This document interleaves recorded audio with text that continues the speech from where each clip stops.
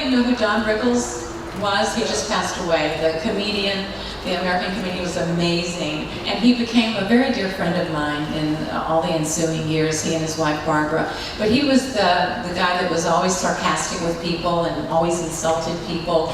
And so we went to see, and Elvis loved him, and he loved Elvis. But we went to see his show one night in Las Vegas, and when Elvis walked in anywhere, you know, your heart stopped, you stopped breathing, and people would just look, and he commanded such attention, it was phenomenal.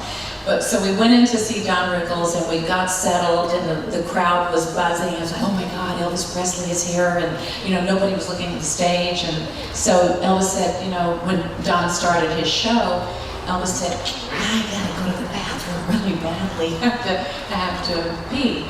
And he said, but I can't get up because Don's doing his routine, and if I get up, everybody's gonna look at me, and that would be disrespectful to Don. And I said, well, can you hold it, honey? Can you just wait? He said, I don't think I can wait, but I can't get up. So he said, hand me that glass. No. No. And he said, hand me the glass now. So I handed him the empty glass, and he put it down under the tablecloth and unzipped his pants and peed under the table while Don Rickles was doing his joke. I'm like looking around to see if it was one of the craziest, strangest things. You think the baby talk was strange. That was. So then he picks the glass up and puts it on the table, and it's full. It's like to the brim. And it looks like apple juice. And I just thought, if any of the waiters who came by later and saw this glass would look like, oh, they didn't drink that apple juice. I didn't want apple juice. And nobody ever knew the difference, except those of us around him who saw him do it. If there'd been eBay at that time, think what you could have made. Why didn't we have cell phones then?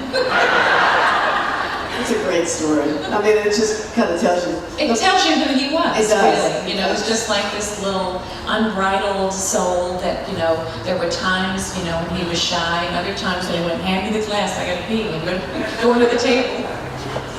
So, but it wasn't all fun and funny and great times.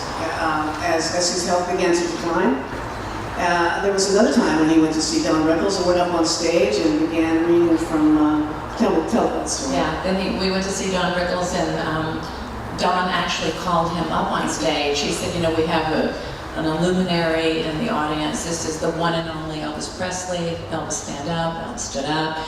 Don said, come on up here, Elvis, come on up. So I was like, okay. So we went up on stage with Don, and he took his Bible, and because he carried a Bible a lot, so he took his Bible up on stage, and he opened the Bible and started reading from 1 Corinthians 13, which is, when I was a child, I thought as a child, I understood as a child, but when I became a man, I put away childish things. And you know, I looked through a dark mirror darkly, whatever, I can't do it verbatim, but it's 1 Corinthians 13 in the Bible if you want to look it up. So he started reading, and he kept reading, and he kept reading, and he kept reading, and Don's going. And finally, Don said, hey Elvis, are we going anywhere with this, or are you just jerking off? Okay, well that was kind of, you know, reading the Bible to that, so it was very bizarre again. So Elvis says, no, I just wanted to read you a little passage, but he had to get him off the stage because Elvis was taking over, reading the Bible.